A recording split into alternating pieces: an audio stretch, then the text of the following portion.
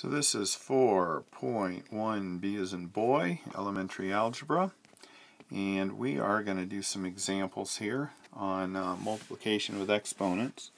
Now when we have something like 5x and we have a squared, that means again everything inside gets squared individually, so the numbers and then the letters, and you get that.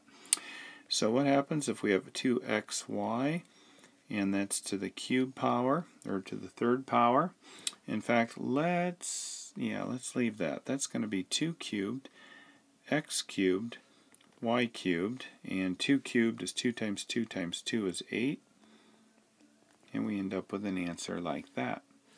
Alright, what if we have 3x squared cubed? Okay, that means we cube the 3, and that's 27. But what do we do here? We've got an x squared cubed. So remember, when they're separated by parenthesis, you multiply and you get 27x to the 6th. Alright, if we have something like -1/4 x squared y cubed, then let's just be really evil and square that. Alright, we look at each one of these at a time. We have -1/4, and we're going to square that.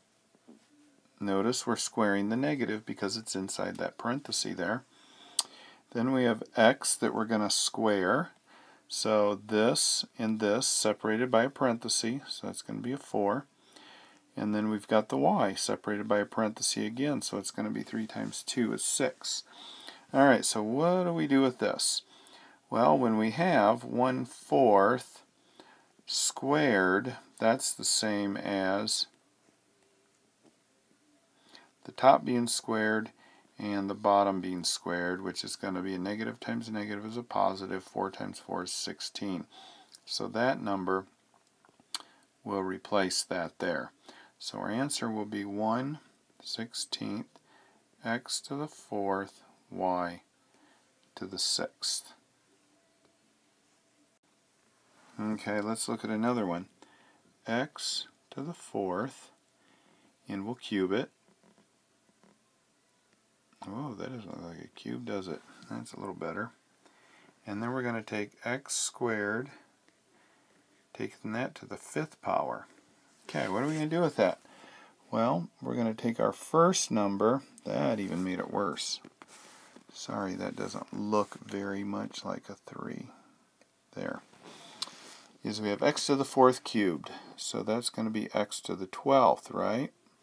You multiply those, they're separated by a parenthesis. Multiply those, separated by a parenthesis. Okay, so we get that. Oh goodness, now what do we do? Because there's a multiplication. When exponents are multiplied and the exponents are on the same level, they're not separated by a parenthesis, this is old stuff, you add the exponents. And we get x to the 22.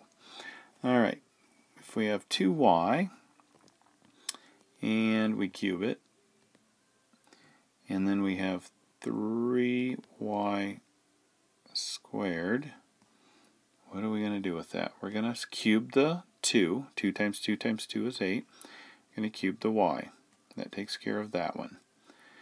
And on the next one, we're not going to do anything with that because that's just 3y squared. There's no exponent or anything we can do there. And I've got that. Alright, so what do I do with that? Alright, this multiplication sign means I multiply. So 8 times 3 is 24. Y, remember when you multiply with exponents and they're not separated by a parenthesis, you add the exponents. And you're done. Alright, one more here. Okay, this one looks a little bit trickier, but if you just do one step at a time, you'll find out that it's not too bad. So we're going to do this stuff here. So we're going to cube the 2, the x squared, and the x to the 5th power. So we're going to do each of those. So 2 cubed is 8. X squared cubed, because there's parentheses separating, we multiply, and we do the same with the y. Alright, now let's look at the next one. We have 3, and that's squared. We have x to the 4th squared, so again separated by a parenthesis. And then we have a y, which is actually a 1, an assumed 1 there. 1 times 2 is 2. Okay, now let's put this stuff here together. Alright, we have an 8 times 9, which is 72, so we're done with those.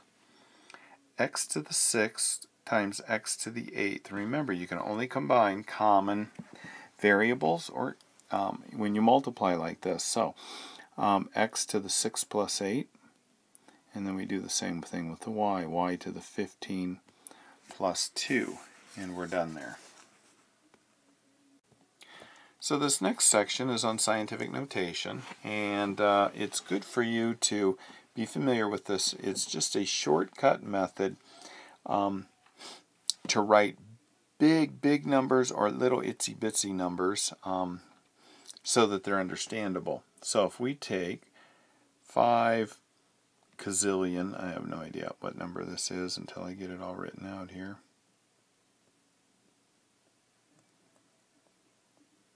Okay, so that's million, that's trillion. 5,880,000,000,000 miles. Alright, so obviously most of us don't travel that distance, so we don't use numbers like that, but there is a quick and easy way to write this. And the way that works is you write the first number, the very first number, and that is it. Then you put a decimal, and then you put the next 2 numbers. Okay, and then you write a times sign, and then you make the number 10, and then we will count how many zeros it took to get from here. The decimal is actually there, right? So what we're doing is we're counting how far this decimal moved to get all the way over there. And it always goes just to the right of the very first number. So we went 1, 2, 3, 4, 5, 6, 7, 8, 9, 10, 11, 12. So that 12 goes right there. That just means that this decimal here is in the wrong place. And if we put it in the right place, we have to go 12 points all the way to the end there. So what we'll start doing is once you run out of numbers like the 8 and the 8, then you just start tagging zeros on until you can move that decimal 12 points over. So in example 17, they have the number 376,000. Okay, so here you go. First number, decimal. Second, third number, times, always a 10. And then you count how far we went from here to get there. 1, 2, 3, 4, 5. And that ends up being your exponent. Okay? So, one of the things that they're going to do is they're not only going to ask you to be able to do that, they're also going to ask you to be able to go the other way as well. So that's called scientific notation. The original number is called expanded.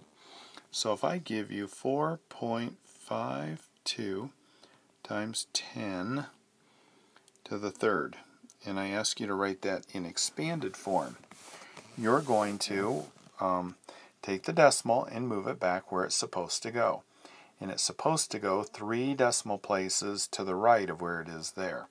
So it would be 4, 5. What I like to do is I just add a bunch of zeros here just so I can kind of get an idea of where it goes. So it starts here, and this 3 says I have to go 3. 1, 2, 3. So that's where the decimal needs to go. Right there. And I can cross those out then now that I'm done.